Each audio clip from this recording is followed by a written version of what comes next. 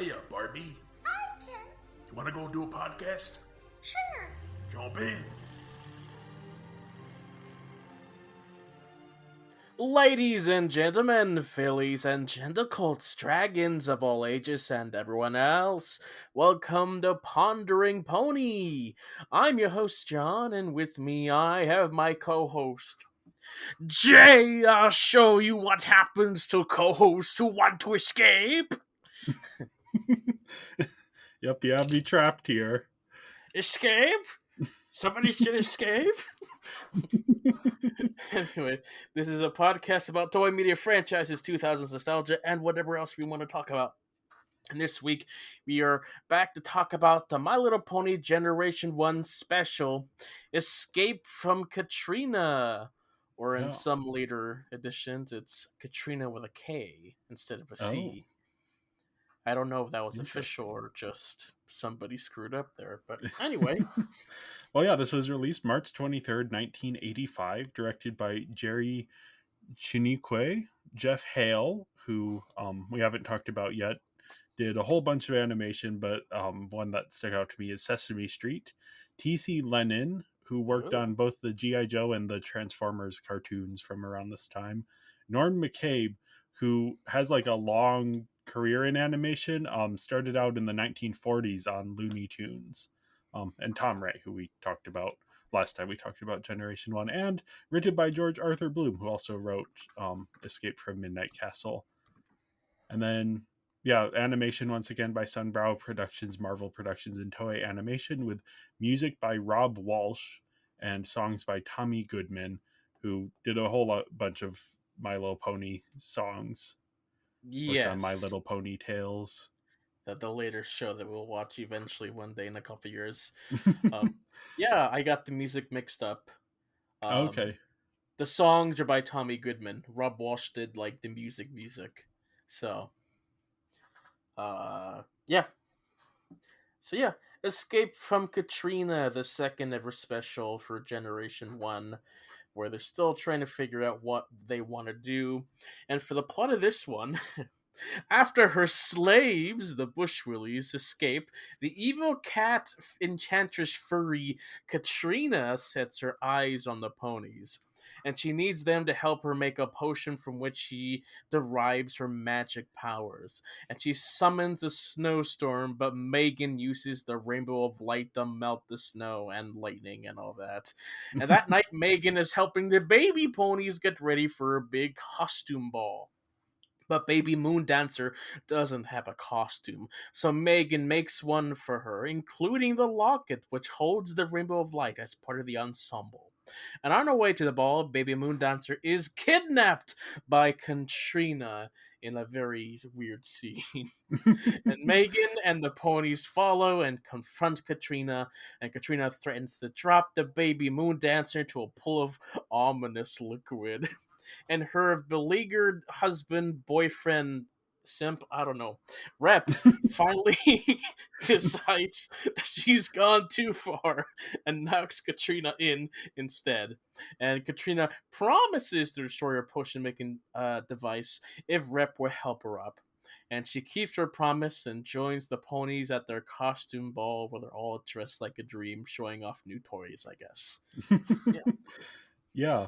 You have some ranking notes here. Is this This is just like my script for that Generation 1 ranking video I did. So these are just my quick thoughts about the episode. It's an episode. It's an odd choice. Yeah. The story's not very strong. The characters are wishy-washy. But as the title suggests, this is supposedly an escape from Catrina, except as your notes say.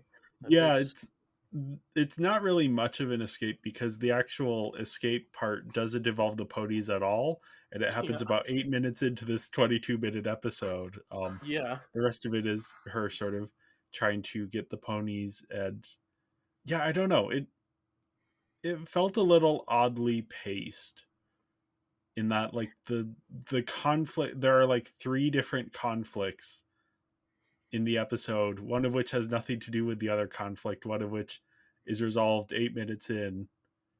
The Yeah. three conflicts being the Bush Willies escaping from Catrina, the titular escape. Then what happens? Catrina trying to take the locket so she can enslave the ponies. Exploits. Yeah. Yep. And And then then whatever is going babysitting on with with Megan. oh, I was also including whatever's going on with the Sundance Film Festival here.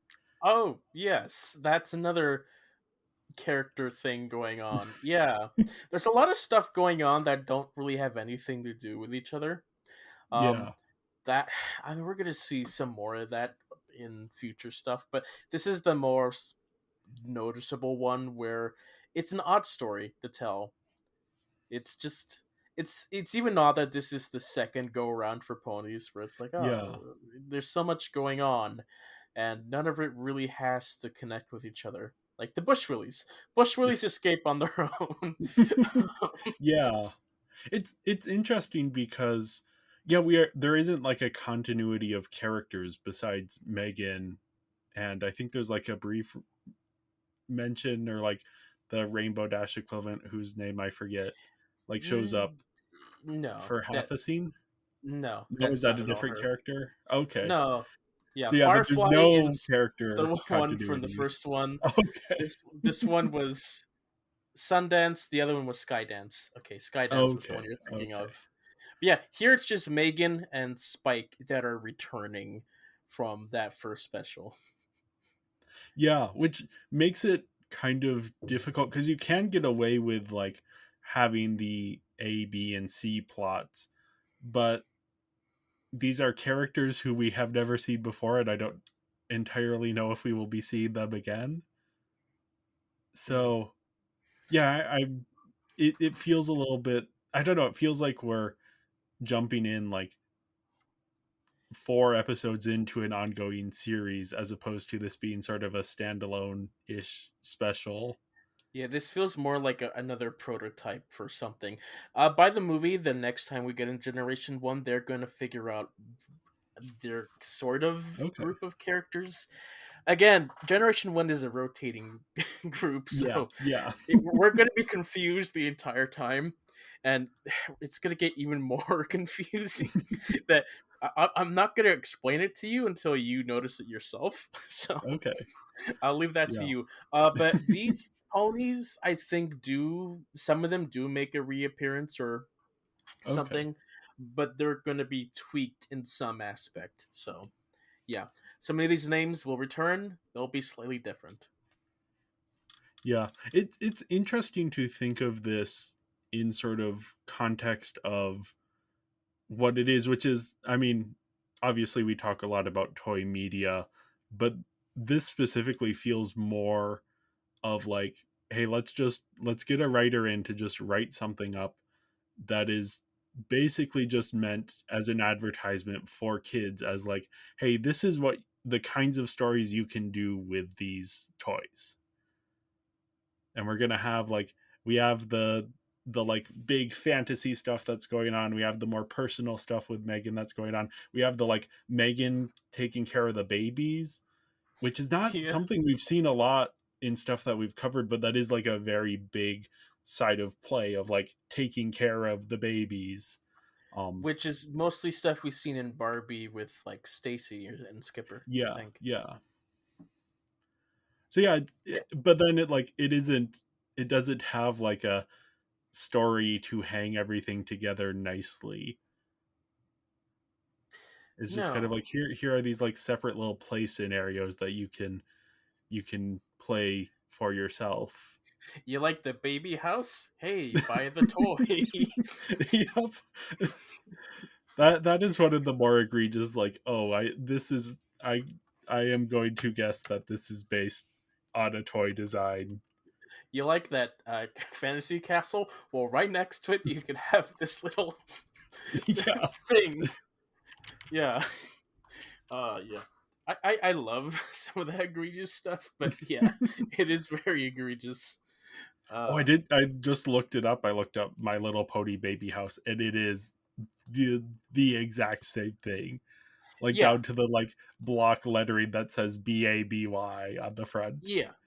Oh yeah, I figured that was a very toyetic design, and I'm sure we may or may not see some more toyetic designs come in the future.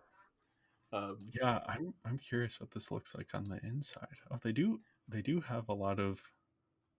No, my antivirus doesn't like this oh, it wiki. doesn't like looking at pony stuff. Oh, you're. No, Oh yes, yes, you're looking at the wiki. Okay, yep, I know. I know that I had wiki. that issue before, so I'm not gonna follow that link. But yeah, no, it is like interesting. I think I mean we've talked about this. One of my friends, I believe it was Katie, on the Diamond Castle episode, was like, oh yeah, these are the thing about these things is they are meant to kind of be like, hey, here are some toys, here's how you play with these toys. Yes. um so yeah, from that perspective, it's like, okay, yeah, the plot doesn't super matter. um but yeah, watching this as like, oh, this is the next installment in this series, it's a little odd. The characters are completely different. Megan is like filling a different role here, Yeah. which I guess that's Instead that's a of good transition being point. like that classic hero trope that's like, oh, they kidnap this random girl and she has to be the hero. Now she plays a different role. Yeah, she's sort of taken on the Christopher Robin role here, where she is the kid who is being treated as the expert in all things going on. So all of these ponies are sort of deferring to her for what to do. Which, yeah, it's interesting. That's obviously, like, since this is meant to sell toys, that is the role that the kid is going to want to have in relation to the toys. um so that makes sense. I will say that, like, the thing with Christopher Robin is much more interesting to me, because as you get older you start to realize, oh, Christopher Robin, like, he misspelled owl. I think, or no, maybe Owl himself misspelled that. But like, there's little things like Christopher Robin, you're like, okay, yeah, he's still a kid. So everyone's deferring to him as if he is the, like, wise adult, but he is not the wise adult.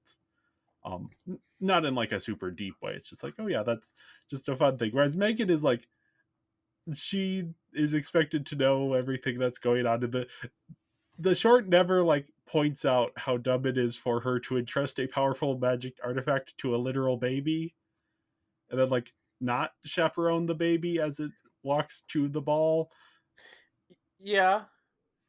Yeah, I mean Megan shows up, they like, hey Megan, here's this thing that you have. It's useless to us because we don't have fingers to open the locket. So yeah, Megan's just doing whatever she wants. Yep. Yep. I mean, we know what's gonna happen as soon as she gives that locket to the baby. Oh yeah, yeah. Yeah, she does it again Oh after the whole good. event. No, in this special, she does it again. Like Oh, after they save Moon Dancer, she gives the locket back to Moon Dancer. I missed that moment. Yeah, was it pay close enough attention? Apparently, that is a little insane on her part, but I guess. Mm-hmm. Yes, I mean, to be honest, like she's a guest. She got kidnapped, so she can do whatever she wants. It's like, stop Oh. giving me all the power here. Just do it yourself, horses. Anyway, uh, Well, yeah, we also have the Sundance Film Festival here. What do you think about them trying to change locations? I think, is that next year that they're changing location? Getting out of see, Park City. I don't know anything about film festivals. I've heard the name, Okay. but I don't really know. So I That have no that's the big opinion. one in January. Are they Yeah, no, moving to Equestria? Like what? What do you mean? well, I think they're moving to, like, I'm gonna look this up. This doesn't matter for this podcast. I'll look it up later. Yeah, Sundance. The character, she's clumsy, I guess, but her story has literally nothing to do with the main plot. Yeah, but she's a great jumper. She can jump Apparently. and get an apple. Yeah. Wow.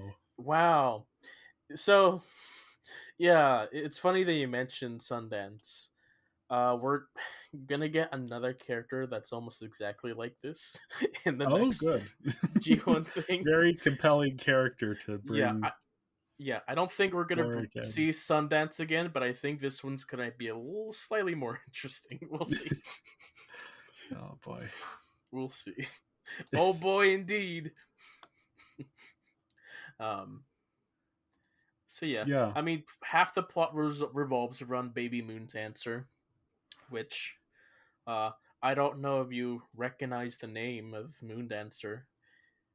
In the first episode of G4, that's the birthday party that Twilight was invited to in the first opening Oh, okay. scene. Interesting. Yeah, a Huh. reference to this character. Wow. Wow. Yeah.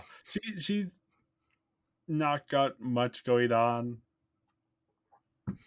She's She's just kind of poor. like the victim of multiple She doesn't have a various costume. misunderstandings. Yeah. Yeah, it's like she is very much serving a plot function here as opposed to being a fully sketched out character. Pretty much. At least she understands the concept of stranger danger. Yes. Though that doesn't really do her any benefit here with why are they letting these babies wander by themselves?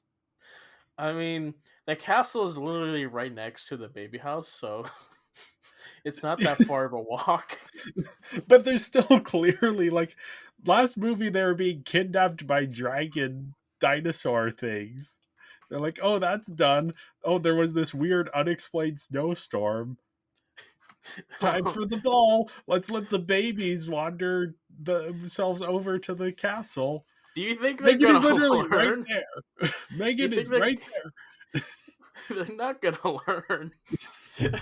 That's true. That's They true. assume the best of everyone. They're simple-minded creatures, Jay. Oh boy. Yeah, poor Yeah. Moon Dancer. Poor baby moon dancer. Baby Moon Dancer.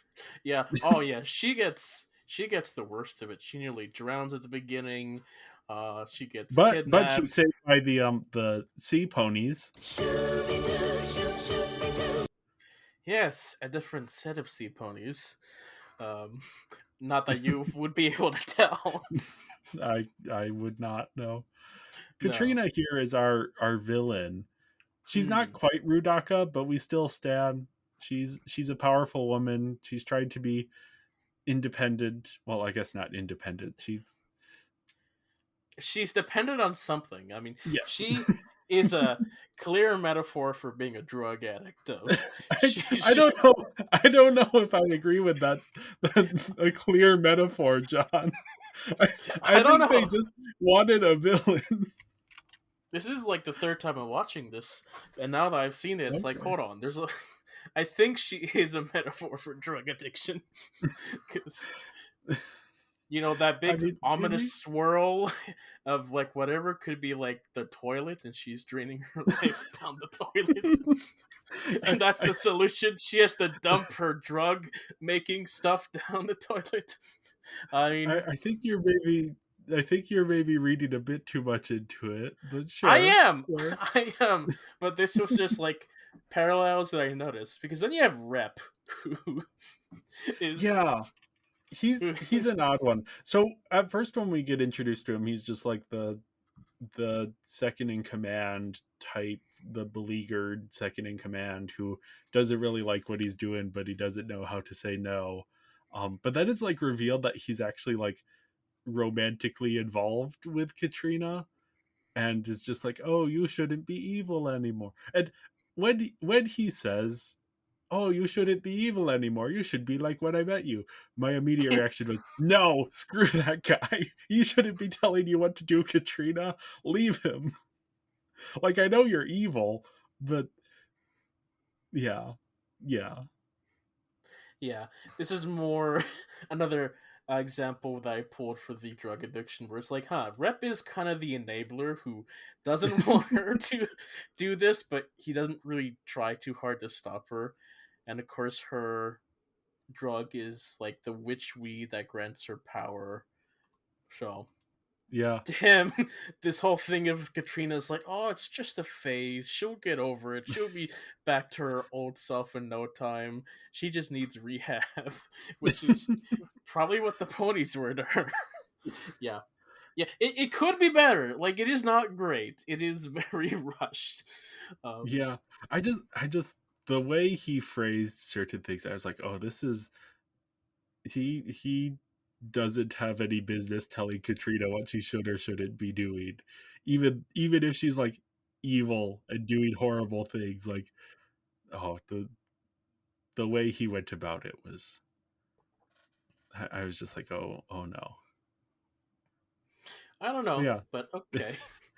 He has one of the weirder scenes where he The, dresses up the as like stranger he danger scene. transforms yeah. He transforms into like a nurse pony and then is this the first time in Generation 1 that we are seeing a specifically like male coded pony? Yes, I believe so. Okay. In G1 specifically. Yeah, yeah. I mean obviously in G4, but in G4 it is interesting how de-emphasized the Male ponies are a rare thing in My Little Pony, but they do which makes make sense. their Yeah. appearances Yeah. eventually. So, It's yeah, interesting because I don't know if any other series we have talked about has been this. I guess Transformers kind of, though you do have like the token girl Transformers every once in a while. Um, yeah, I don't know. I guess Bionicle you also have. There's always like one token girl Bionicle, but the rest are boy Bionicles. But yeah, yeah. it's interesting. So My Little Pony is mostly female, but every once in a while you get the. I guess Spike is the token male in Yeah, general. yeah, because which is also interesting because he is not like he is very clearly separate and a sort of like I don't know there's a very different sense to him as opposed to like Barbie you have Ken who is Mm. like that's supposed to be the the boyfriend type character for you to play with when you're playing with Barbie dolls. It's like oh he's the boyfriend, whereas Spike is more like I don't know. He's like the adopted Yeah. stepchild. I was thinking about this today because I was just like, oh yeah, you have when you have like mixed gender character lines, the way they approach things could be very different. You could have because obviously they're like designing them for play. Hmm. Um, so there's different scenarios that they kind of have in mind when they're doing that.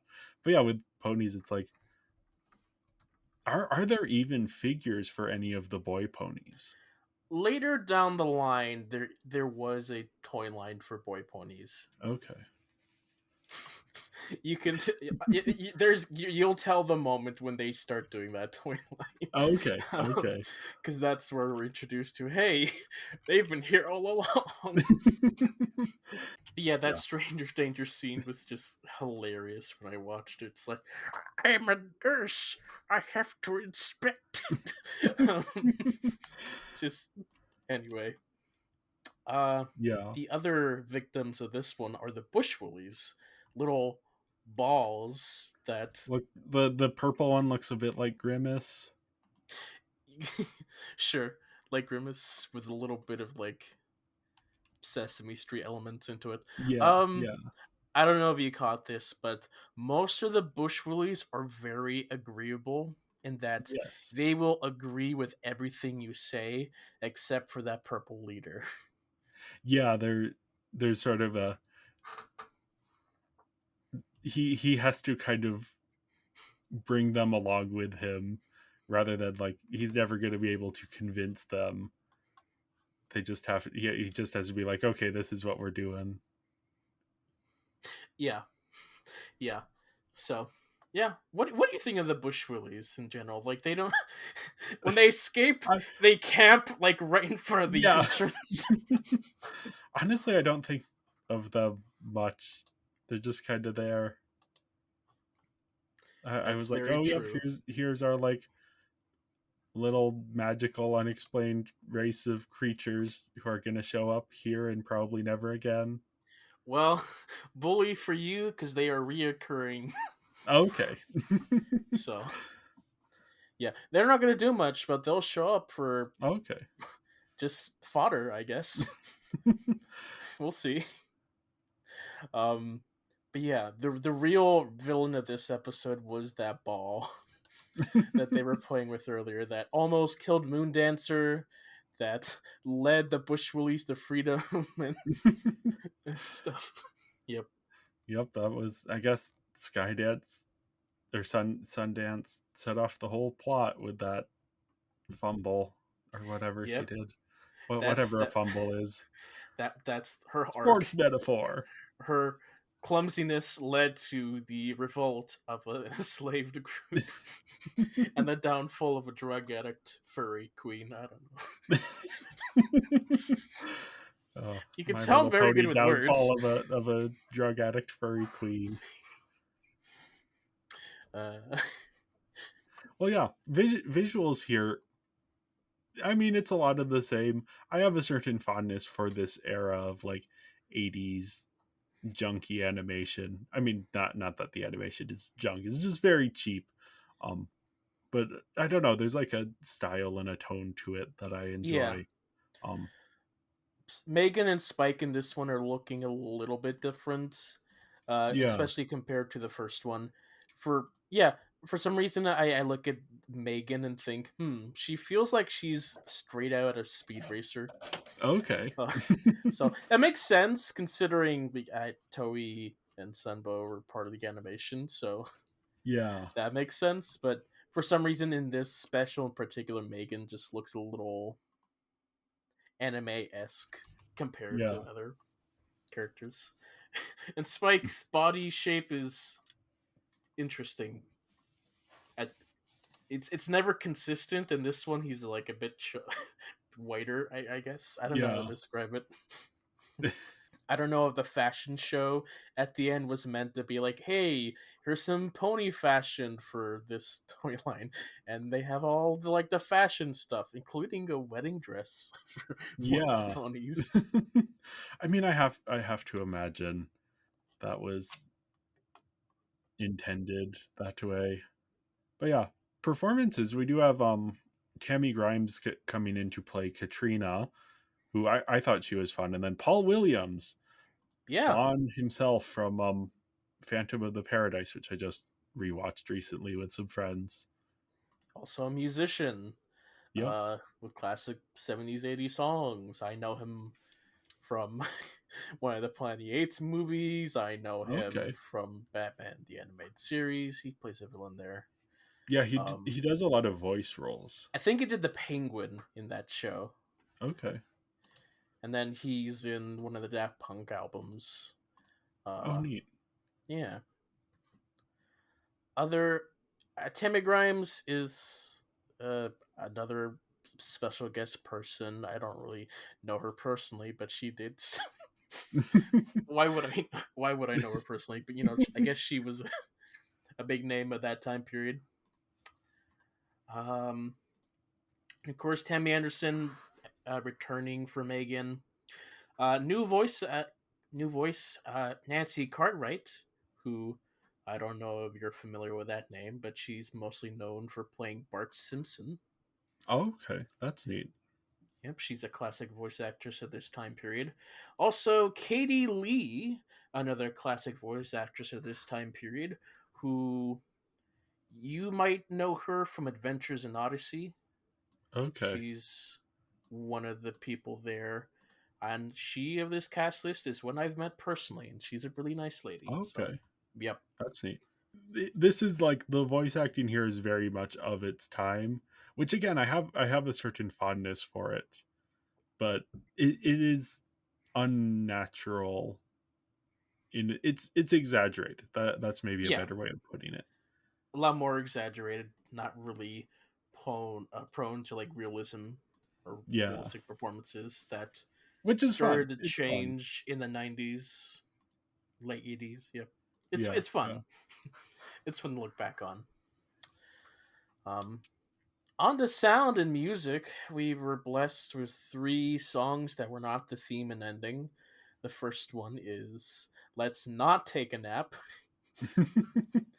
I need that one right now to keep me awake. I knew immediately like when Megan was like, "Oh, I'll help them fall asleep." I was like, "Oh, she's gonna like do the thing where she does something fun and then it tires them out." But it was a fun song. I like the that song.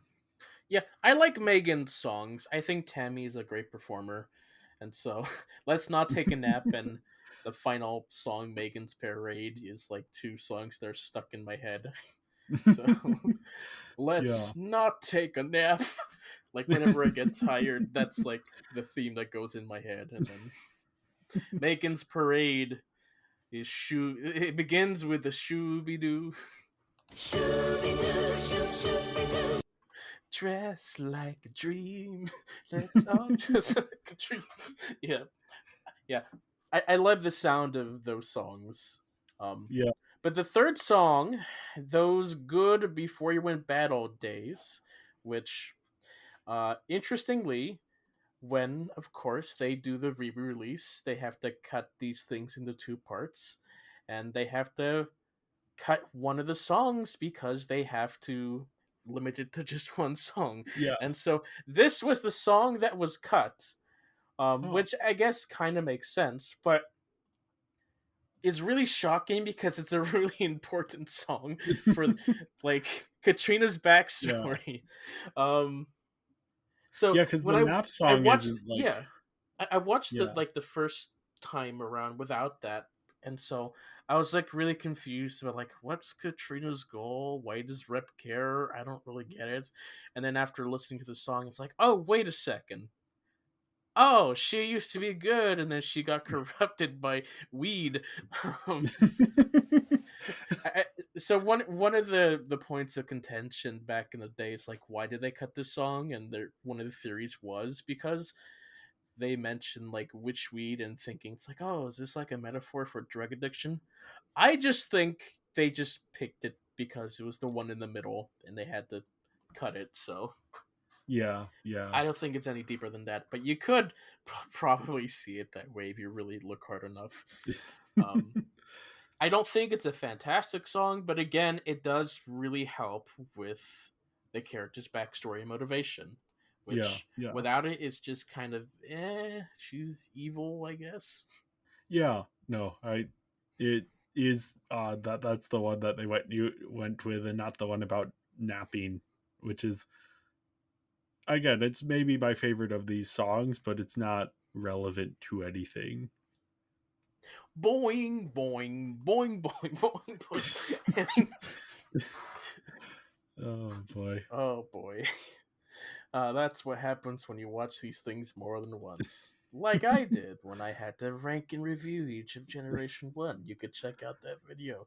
Anyway, so yeah, this was Escape from Katrina, the very odd second episode. Katrina was never much of a threatening villain because the No. ponies just it's like they were never threatened by her. They just told her no. They never agreed to her demands. Yeah, she's without her potion, she doesn't pose any threat at all. No. She's just the furry queen. Oh boy. Anything else about this special? I mean, yeah, it's a special. I feel like I will have forgotten about this by the time we do the next Gen 1 project, which I Yeah, think is the movie, right? it is the movie. It's Okay. the official start of a recognizable Generation 1. Okay. So that will be fun for Yeah. whenever we return back to Generation 1. But with that, thank you, everyone, for listening, and make sure to follow us on social media. We're Binging Barbie Podcast on Instagram and Tumblr, Binging Barbie and Blue Sky and Serialized, and Binging Barbie, a Barbie movie podcast on Letterboxd. And if you enjoy this episode, make sure to leave a 5-star review and go join our Patreon at patreon.com/Binging Barbie Podcast. And if you want reactions that I did to these episodes, they're all on YouTube on Lego JPL Studios. We will be back next week to talk about Generation 4, Season 1, Episodes 11 and 12, which are pretty prominent episodes that changed aspects of the fandom and culture. Ooh. Really exciting times. All right. Yeah. Well, shooby-doo. Bye, Barbie or Pony or whatever. Bye. I'm a nurse. Shooby-doo, shoop, shoop-be-doo.